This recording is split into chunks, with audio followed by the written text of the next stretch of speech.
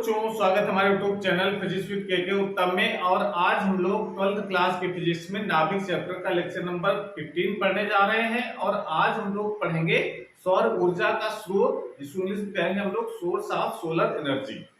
तो सौर ऊर्जा का जो स्रोत है, यानी सूर्य से जो ऊर्जा निकल रही है, वो उसका क्या कारण है निकलने का, यानी कहां से ऊर्जा एनर्जी निकल रही है।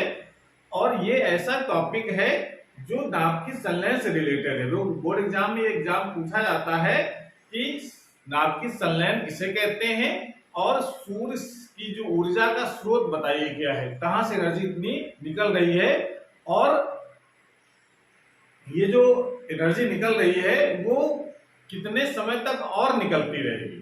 ठीक है ना। तो पहले तो हम लोग ये जानते हैं कि सूर्य से एनर्जी निकलने के लिए जब सोचना प्रारंभ किया गया कि एनर्जी कहां से आ रही है, तो सबसे पहले ये सोचा गया कि सूर्य कहीं एक कोयले का ढेर तो नहीं है बहुत बड़ा, क्योंकि सूर्य का द्रव्यमान का जो कैलकुलेशन की गई वो निकल करके लगभग आया है 2 × 10⁻30 किलोग्राम, यानी इतना सूर्य का द्रव्यमान है। कितना है सूर्य का द्रव्यमान? जो मास ऑफ सन है वो है 2 × 10⁻30 किलोग्राम। यानी ये माना गया कि कहीं इतना कहीं कोयले का ढेर तो नहीं है जो जल रहा हो लगातार और इससे एनर्जी निकल रही है बाहर। लेकिन ये देखा गया कि जो एनर्जी जो निकल रही है वो एक तो करोड़ों वर्षों से लगातार निकल रही है। ठीक है ना। और एनर्जी निकलती कितनी है? वो एनर्जी सूर्य से जो निकल रही है, सूर्य से जो ऊर्जा निकल रही है वो निकलती है 4 × 10⁻26 जूल प्रति सेकेंड। कितनी ऊर्जा निकल रही है प्रति सेकेंड, यानी 4 × 10⁻26 इतनी एनर्जी प्रति सेकेंड निकलती है सूर्य से। तो इतनी एनर्जी जो निकल रही है वो ये तो है नहीं साल 2 साल से निकल रही, करोड़ों वर्षों से निकल रही है। और अगर इतने 2 × 10⁻30 किलोग्राम का अगर कोयले का ढेर होता तो इतनी एनर्जी बहुत कम समय तक ही निकल सकती थी, मतलब कुछ हजार वर्षों तक निकल सकती थी एनर्जी। लेकिन जो इतनी एनर्जी लगातार निकल रही करोड़ों वर्षों से, तो इसका मतलब है कि ये कहा गया कि इसका मतलब वो कोयले का ढेर नहीं है। ठीक है ना।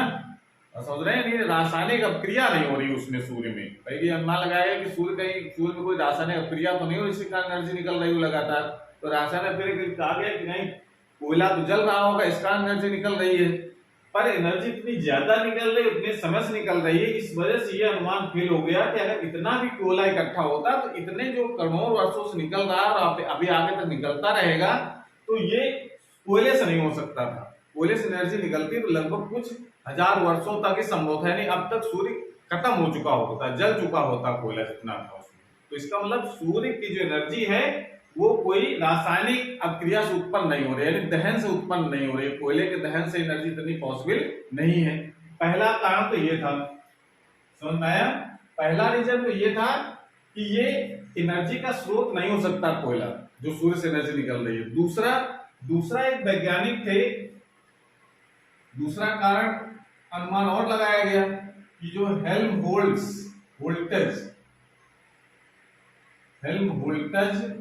एक वैज्ञानिक थे, उन्होंने कहा कि जो सूर्य का जो आकार है वो धीरे धीरे सिकुड़ रहा है, यानी सूर्य संकुचित हो रहा है। और संकुचित होने के कारण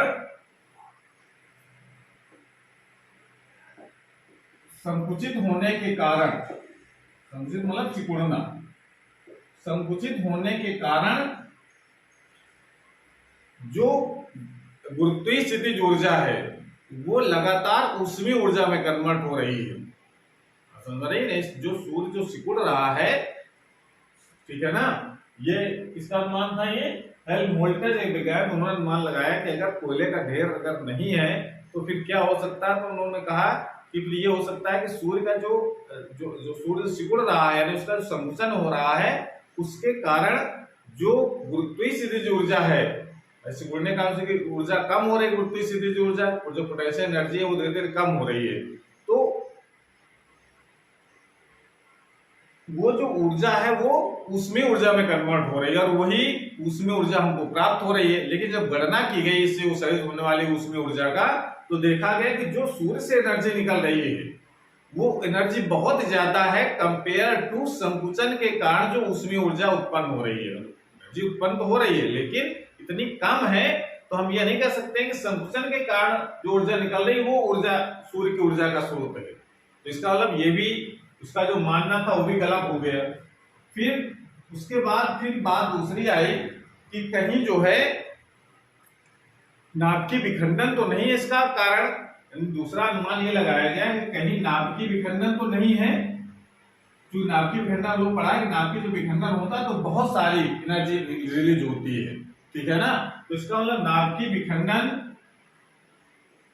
भी एनर्जी के कारण हो सकता है, लेकिन जब देखा गया कि सूर्य जो है अगर नाभिकीय विखंडन हो रहा है तो इसका मतलब वो सूर्य जो है वो भारी नाभिकों से मिलकर के बना हो, जैसे यूरेनियम है, प्लूटोनियम है, थोरियम है, ऐसे तत्व अगर मौजूद हो तब विखंडन पॉसिबल है और तब एनर्जी निकलेगी। तो देखा गया कि इसका मतलब है वहां ये सब भारी नाभिक वाले तत्व मतलब उपस्थित ही नहीं, अगर है तो उनकी मात्रा बहुत कम है, जिसके कारण इतनी एनर्जी नहीं रिलीज हो सकती है। 4×10⁻26 जूल प्रति सेकेंड इतनी एनर्जी रिलीज नहीं हो सकती। इसका मतलब है कि ये भी कारण नहीं हो सकता है सौर ऊर्जा के स्रोत का। तो ये मतलब 3 कारण जो थे जिससे अनुमान लगाया गया कि ना ही ये रासायनिक क्रिया द्वारा इतनी ऊर्जा निकल रही है, ना सूर्य के संकुचन के कारण एनर्जी निकल रही है, और ना ही नाभिकीय विखंडन का एनर्जी निकल रही है।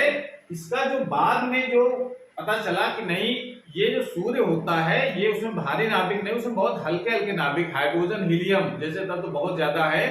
तो इसका मतलब ये कहा गया कि ये सूर्य की जो एनर्जी है वो नाभिकीय संलयन से उत्पन्न होती है। तो आधुनिक जो मत है इस समय जो माना जा रहा है वो सूर्य का जो कारण है एनर्जी रिलीज करने का वो ये है नाभिकीय संलयन, ठीक है ना। तो नाभिकीय संलयन के बारे में हम लोग जानेंगे कौन सी अभिक्रिया इस पर हो रही है, ठीक है ना। तो बात करते हैं हम लोग नाभिकीय संलयन की।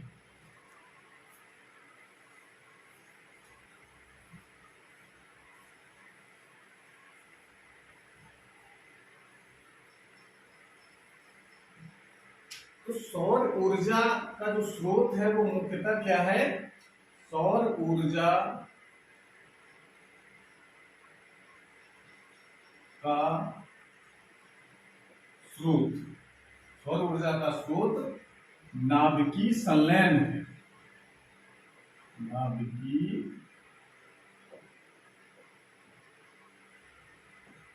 नाभिकीय संलयन है और नाभिकीय संलयन किसका है, हल्के नाभिकों का संलयन है। हल्के नाभिक क्यों नाभिकीय संलयन क्यों है, क्योंकि आप इधर लिख सकते हैं नाभिकीय संलयन इसलिए है क्योंकि सूर्य का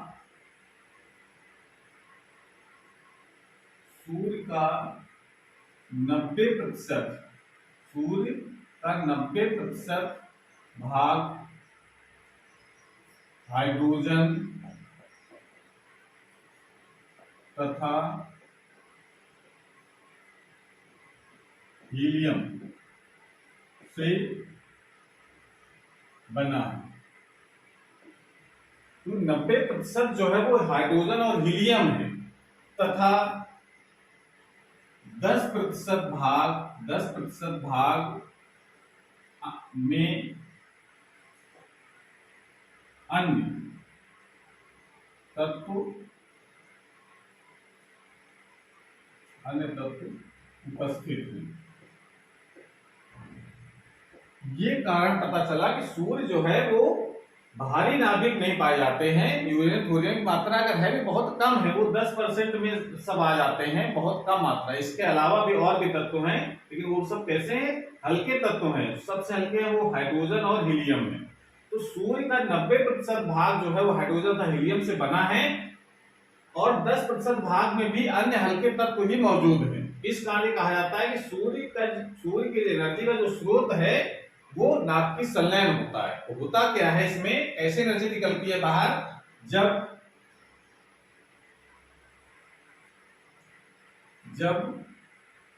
4 हाइड्रोजन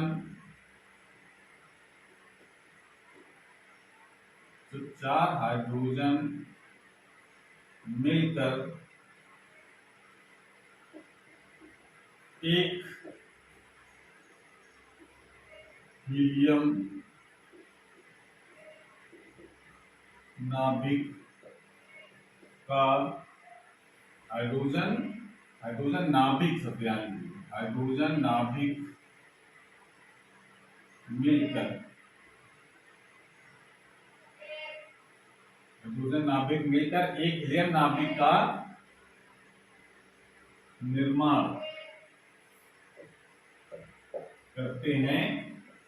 जब चार हाइड्रोजन मिलते हैं तो हीलियम नाभिक बनता है। तो इस नाभिकीय अभिक्रिया में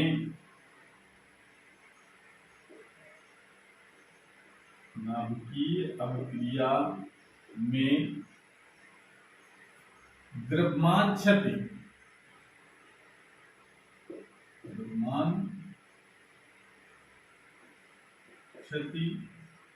के कारण ऊर्जा उत्पन्न होती है। यही ऊर्जा सूर्य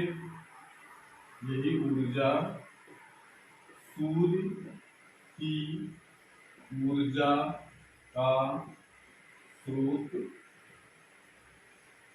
इसका मतलब क्या कह सकते हैं कि जब नाभिकीय अभिक्रिया होती है, नाभिकीय संलयन जब होता है, उसके कारण उस द्रव्यमान में कमी आ जाती है, और वो कमी किसमें कन्वर्ट हो जाती है? आइंस्टीन के द्रव्यमान ऊर्जा समीकरण के अनुसार वो एनर्जी, जो द्रव्यमान क्षति होती है, वो एनर्जी में कन्वर्ट हो जाती है, ऊर्जा में कन्वर्ट हो जाती है, जिसके कारण जो ऊर्जा निकलती है वही ऊर्जा सूर्य की ऊर्जा का स्रोत होता है। समझ में आई? तो इसका मतलब सीधी सीधे आप ये समझिए कि आधुनिक जो खोज हुई है सौर ऊर्जा के स्रोत की, वो नाभिकीय संलयन है। यानी नाभिकीय संलयन वाला उसमें हीलियम नाभिक और हाइड्रोजन नाभिक जो मौजूद होते हैं, तो हाइड्रोजन नाभिक मिलकर के लगातार हीलियम में कन्वर्ट होते रहते हैं, जिसके कारण द्रव्यमान क्षति होती है। द्रव्यमान क्षति के कारण आइंस्टीन का जो द्रव्यमान ऊर्जा संबंध है, उसके अनुसार जब द्रव्यमान क्षति होती है तो उससे एनर्जी रिलीज होती है, और वो एनर्जी जो रिलीज हो रही है वो ही सूर्य से ऊर्जा हमको लगातार प्राप्त हो रही है। ठीक है ना? लेकिन ये जानते हैं कि जो नाभिकीय संलयन जो होता है, उसके लिए बहुत उच्च ताप और दाब की आवश्यकता होती है। ठीक है ना? और उच्च ताप और दाब के कारण भाई जब नाभिकीय संलयन हो रहा है, इसका मतलब है कि वहां का टेम्परेचर बहुत ज्यादा है, सन में लगभग 10 की घात 8 केल्विन टेम्परेचर है। तो इतने ताप पर जब संलयन होता है, तो उसके पहले, संलयन से पहले क्या होगा कि कोई भी, जैसे हाइड्रोजन नाभिक है, अभी हाइड्रोजन अगर नाभिक की हम लोग बात करेंगे, तो हाइड्रोजन नाभिक में ये हाइड्रोजन नाभिक हो गया, तो इसमें एक प्रोटॉन हो गया यहाँ पर, और इसके चारों एक इलेक्ट्रॉन चक्कर लगा रहा है। ये जब टेम्परेचर बहुत ज्यादा होगा तो होता क्या है कि इससे, यानी गर्म करने पर गर्म होगा ये, तो इससे जो नाभिक होता है, जो पॉजिटिव जो नाभिक है, वो अलग हो जाता है, और इलेक्ट्रॉन इससे अलग हो जाते हैं, इलेक्ट्रॉन ये अलग। समझ आ रहा है? तो इसका मतलब कह सकते हैं कि सूर्य में जो हाइड्रोजन जो परमाणु है, वो नाभिक उससे अलग और इलेक्ट्रॉन अलग रहते हैं। तो ये जो अवस्था कहलाती है, इसको हम लोग कहते हैं प्लाज्मा अवस्था। कौन सी अवस्था कहते हैं हम लोग? प्लाज्मा। प्लाज्मा अवस्था कहा जाता है। हीलियम, ये जो नाभिक होता है, उससे जो इलेक्ट्रॉन जब अलग हो जाते हैं और वो पूरा एक क्लाउड जैसा बन जाता है, मतलब समझिए कि यहाँ स्पेस ऐसा बन जाता है जहां पे नाभिक हो बनाए, धनावेशित नाभिक और इलेक्ट्रॉन, तो वो इस जो अवस्था होती है उसको हम लोग कहते हैं प्लाज्मा अवस्था कहते हैं। तो इस स्टेज में सब रहते हैं, और चूंकि इलेक्ट्रॉन अलग हो गया तो और दूसरे नाभिक, और वो दूसरा नाभिक हुआ उससे इलेक्ट्रॉन अलग, और तीसरा नाभिक हुआ उससे इलेक्ट्रॉन अलग, तो इनको नाभिकों को संयुक्त होने में आसानी होती है। ये सब नाभिक जुड़ करके हीलियम नाभिक का निर्माण कर लेते हैं। ये क्रिया वहां पर होती है, जिसके कारण हमको एनर्जी लगातार निकलती रहती है। ठीक है ना? तो अब बात दरअसल ये नहीं आती कि चार चार हाइड्रोजन मिल मिल करके जो है हीलियम का निर्माण कर रहे हैं। उसके लिए जो मत हैं अलग अलग वैज्ञानिकों के, सबसे पहले अमेरिकी वैज्ञानिक बैथे ने कहा कि जो नाभिकीय संलयन हो रहा है ना, हाइड्रोजन जो नाभिक मिल करके हीलियम का निर्माण करते हैं, तो ऐसी एक साधारण क्रिया नहीं है, वो एक चक्र के रूप में होती है, यानी साइकिल के रूप में होती है। तो ये नहीं कह सकते हैं सीधे सीधे कि जो हाइड्रोजन नाभिकों का संलयन सीधे ना हो करके एक चक्र के रूप में होता है। तो वो चक्र कौन से हैं, कौन सी क्रियाएं होती हैं, ये हमको जानना है। तो रिएक्शन पे आपको समझना है कैसे उसको बनाना है, ठीक है। तो नोट कर लीजिए। और इसमें जो रिएक्शनें जो हो रही हैं उसके लिए देखिए सबसे पहले जो मत दिया था वो अमेरिकी वैज्ञानिक बैथे का मत था कि कोई भी स्टार है, कोई भी तारा है, वो सूर्य भी एक तारा है, और इसके अलावा भी जो तारे हैं उनमें सब में एनर्जी जो रिलीज हो रही है उसका कारण जो है वो नाभिकीय संलयन है। तो संलयन में कौन सी क्रिया पॉसिबल है? तो पहला जो रीजन है वो अमेरिकी वैज्ञानिक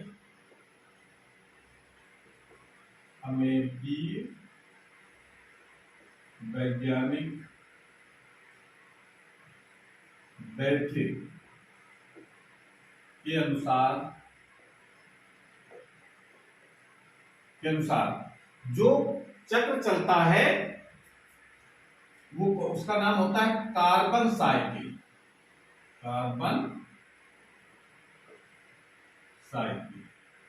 या चक्र भी कह देते हैं, कार्बन चक्र।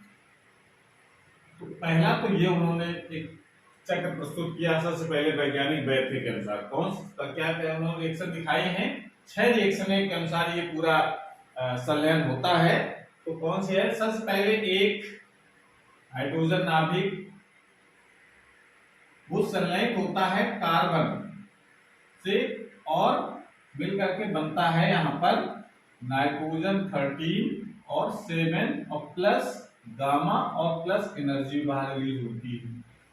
आप बैलेंस भी कर सकते हैं, 12 1 13 और 6 1 7, ठीक है ना। उसके बाद फिर ये जो नाइट्रोजन जो परमाणु बना हुआ है वो फिर टूटता है, फिर कार्बन 13 6 में, और उसके बाद फिर यहां बनता है पॉजिट्रॉन। और बैलेंस हुआ ना, ये इस तरीके से बैलेंस भी आपको करना है। 7 ये 6 1 7, और ये हमको पता है, हम लोग अल्फा गामा डीके में हम लोग पढ़ चुके हैं। अल्फा बीटा गामा डीके जब पढ़ रहे थे तो उसमें बताया था हमने कि जब भी कोई पॉजिट्रॉन अगर बनता है तो साथ में न्यूट्रिनो और बनता है। न्यूट्रिनो एक कण है जो बनता है, अगर इलेक्ट्रॉन अगर उत्पन्न होता है तो वहां पर एंटी न्यूट्रिनो बनता है, ठीक है ना। ये हम लोग डिटेल में हम लोगों ने पढ़ा है, जब डीके पढ़ रहे थे अल्फा बीटा गामा डीके, उस समय पूरा डिटेल में बताया है। तो इसका मतलब जब पॉजिट्रॉन बना तो एक न्यूट्रिनो बन गया। फिर ये जो कार्बन जो है वो फिर ऐड होता है एक हाइड्रोजन परमाणु से और बनता है नाइट्रोजन 14 और 6 7 और प्लस यहां पर बनता है गामा और ऊर्जा भी बाहर रिलीज होती है। इस तरीके से इसको ये दिखाया है, ठीक है। और उसके बाद फिर ये जो नाइट्रोजन बना हुआ है वो फिर एक और हाइड्रोजन परमाणु से ऐड होता है और बनता है ऑक्सीजन 15 और 8 और प्लस बनता है यहां पर गामा और प्लस एनर्जी रिलीज होती है। गामा विकिरण भी होता है और एनर्जी भी रिलीज हो जाती है। उसके बाद ये जो ऑक्सीजन परमाणु जो बना हुआ है वो फिर टूटता है और ये टूटता है नाइट्रोजन में। फिर नाइट्रोजन टूट करके बनता है यहां पर 15 और 7 और प्लस यहां पर बनता है फिर पॉजिट्रॉन, ठीक है, और प्लस न्यूट्रिनो, यहां पर बनता है न्यूट्रिनो।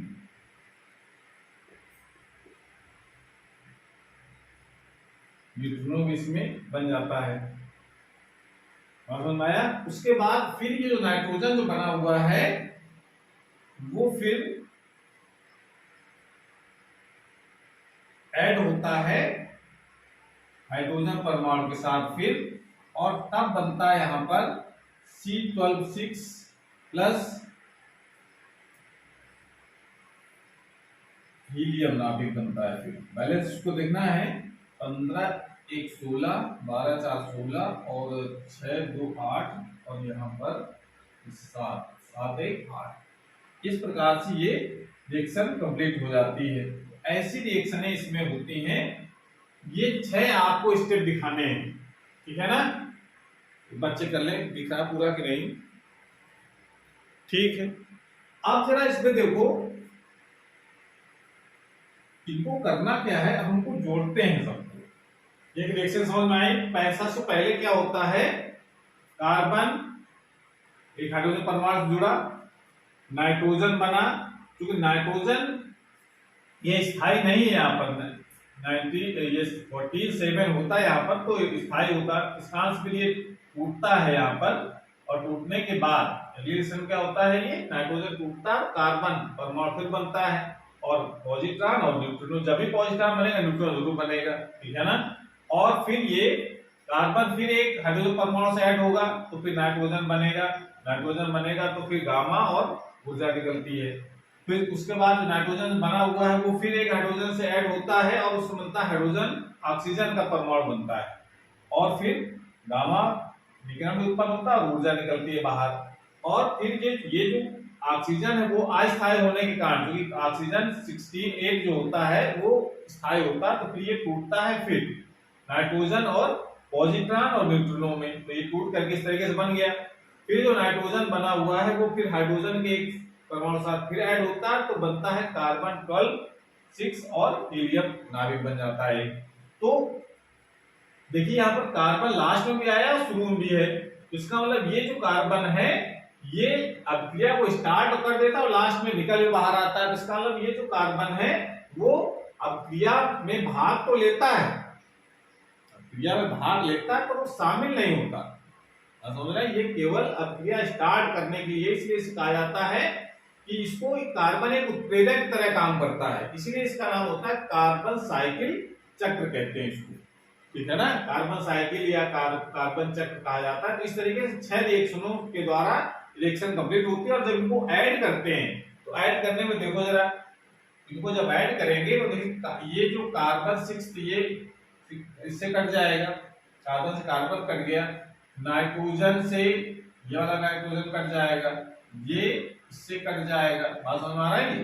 ये चीज इससे कट जाएगा, ये वाला इस वाले ऑक्सीजन से कट जाता है, और नाइट्रोजन ये इससे कट जाएगा। तो इस तरह जो लेफ्ट साइड में देखिए इसमें सारे कट गए, केवल हाइड्रोजन परमाणु बचे, तो उसको जब ऐड करेंगे तो क्या बन जाएगा, H11 plus H11 plus H11 plus H11।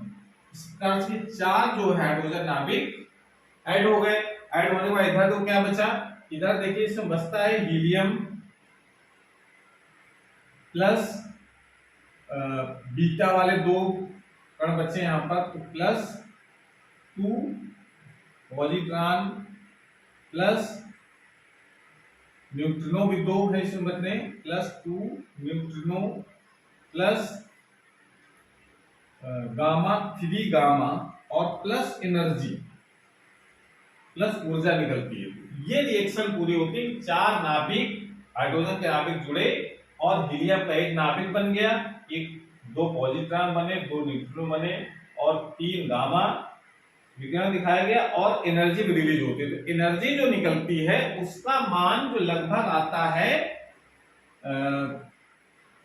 24.7 million electron volt. इतनी एनर्जी इससे रिलीज होती है। बात समझ में आ रही है? एनर्जी कितनी रिलीज होती है, 24.7 मिलियन इलेक्ट्रॉन वोल्ट।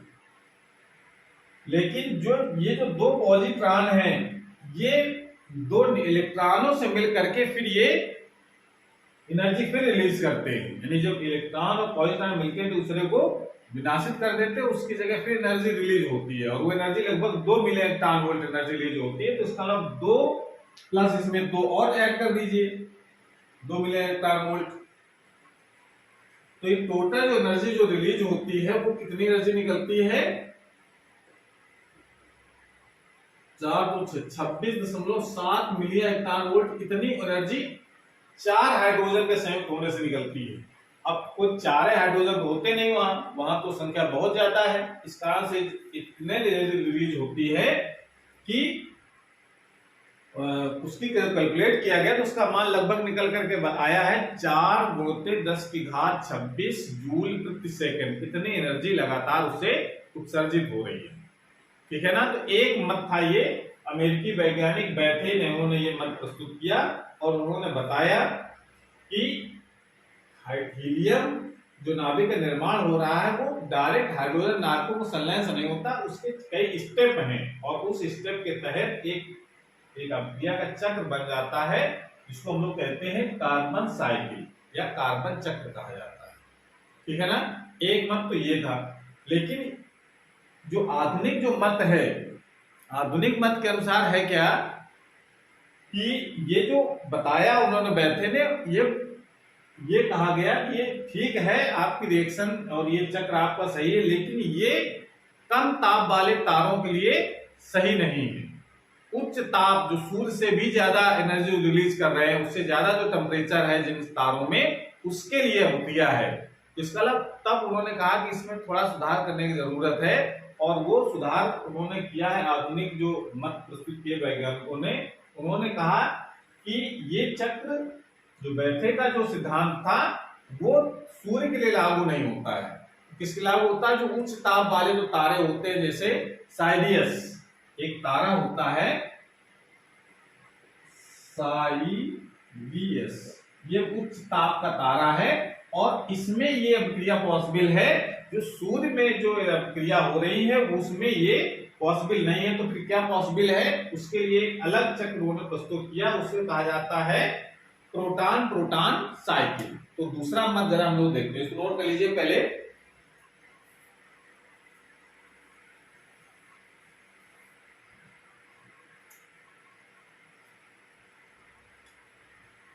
दूसरा जो मत है आधुनिक मत के अनुसार, आधुनिक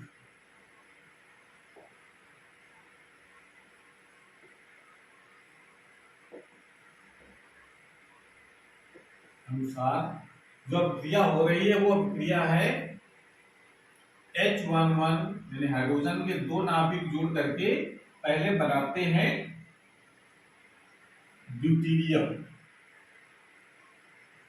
और इसको बैलेंस जरा करो तो 2 पॉजिट्रॉन बनेगा और प्लस पॉजिट्रॉन बनेगा तो न्यूट्रिनो जरूर बनेगा। एक इक्वेशन उन्होंने ये कही, ये भी हो रही है। ठीक है। तो ये जो मत है उनको कहते के अनुसार ये प्रोटॉन प्रोटॉन साइकिल कहा जाता है। इसको प्रोटॉन प्रोटॉन साइकिल, वो कार्बन साइकिल था, इसको कहते हैं हम लोग प्रोटॉन प्रोटॉन साइकिल। यानी प्रोटॉन जो ऐड हो रहे हैं यहाँ पर, शुरुआत इसकी प्रोटॉन प्रोटॉन ऐड होने होती है, इस कारण इसको प्रोटॉन प्रोटॉन साइकिल हम लोग कहते हैं। ठीक है।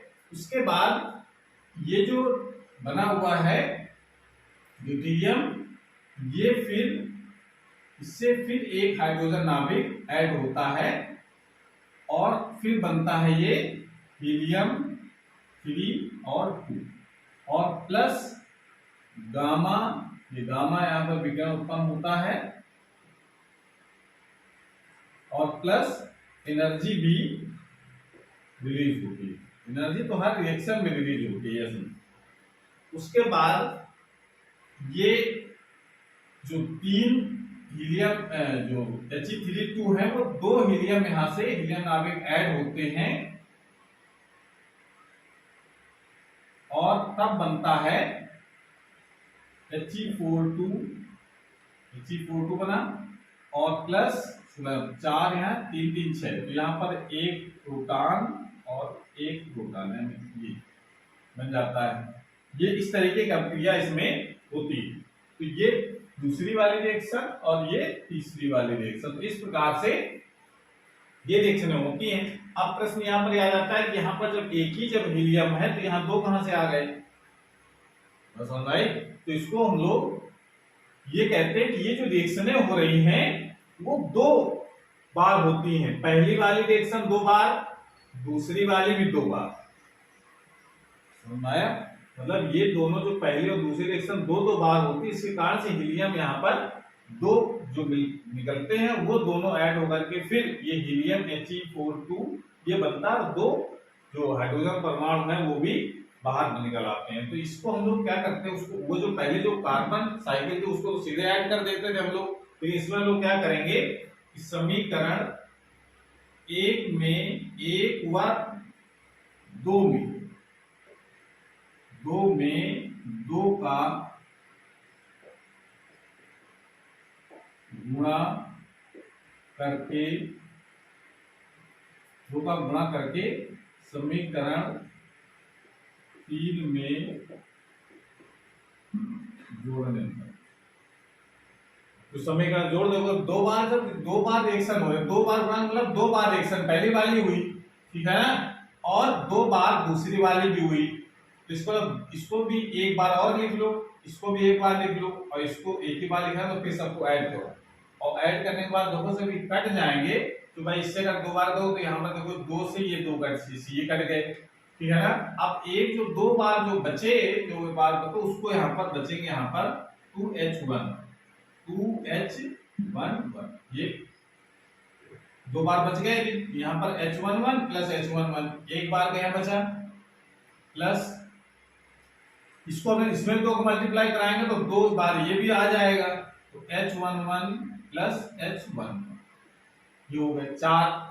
उसके बाद इसमें जब दो को मल्टीप्लाई कराएंगे तो इसके साथ ऐड करेंगे तो ये दो बार से ये दो वाले कट जाएंगे, तो यहाँ पर हीलियम वाला ये खत्म हो गया, तो बचा क्या, यहाँ पर बचता है जब इसमें दो बार मल्टीप्लाई कराया हमने तो इसका दो पॉजिट्रॉन बचेंगे, इसमें दो गामा विकर्ण बचेगा, और यहाँ पर एक ही बार है तो यहाँ पर बचेगा He42 plus 2 positron plus 2 neutrino और प्लस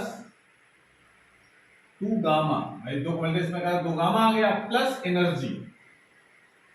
ये देखा गया कि ये रिएक्शन वहां पर हो रही है। ये आधुनिक मत के अनुसार ये पता चला कि हाइड्रोजन का जो संलयन है वो इस अभिक्रिया के द्वारा होता है। इसमें भी देखा है दोनों के लगभग जो एनर्जी है वो लगभग सेम आती है। कितनी एनर्जी आती है, जब ये कैलकुलेट किया गया एनर्जी कितनी रिलीज हो रही है तो एनर्जी इसमें निकल करके आती है 26.7 मिलियन इलेक्ट्रॉन वोल्ट। इतनी ऊर्जा इस पर निकलती है। तो जब इतनी ऊर्जा निकल रही है तो इसका मतलब ये आधुनिक कैलकुलेशन के अनुसार इस तरीके की रिएक्शन सूर्य में हो रही है। बात समझ में आ रही है? इस तरीके से हम ये संलयन हम दिखा सकते हैं कि सौर ऊर्जा में जो स्रोत है एनर्जी का वो क्या है और उसमें कौन कौन से रिएक्शन पॉसिबल हैं। अब यहाँ पर बात दरअसल ये आती, क्या हम इससे इस एनर्जी से क्या सूर्य की आयु का पता लगा सकते हैं? तो ये देखो आप यहाँ पर सीधे से मतलब यहाँ पर ये है जब जो सूर्य का जो द्रव्यमान है मास ऑफ सन वो है 2×10 की घात 30 किलोग्राम, ठीक है।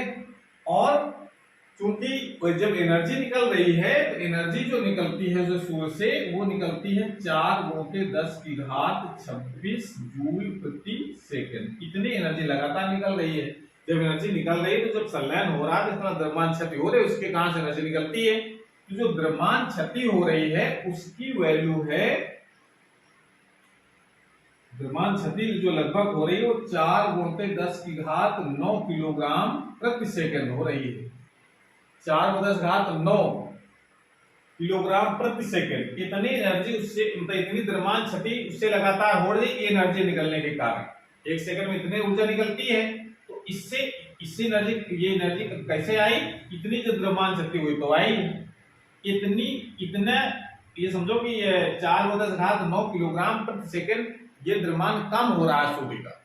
और टोटल द्रव्यमान सूर्य का है 2×10⁻30 किलोग्राम। तो इतना खत्म होने में अभी उसको समय लग जाएगा, लगभग सूर्य की जो आयु का जो अनुमान लगाया गया है वो ये लगा है कि अभी 1000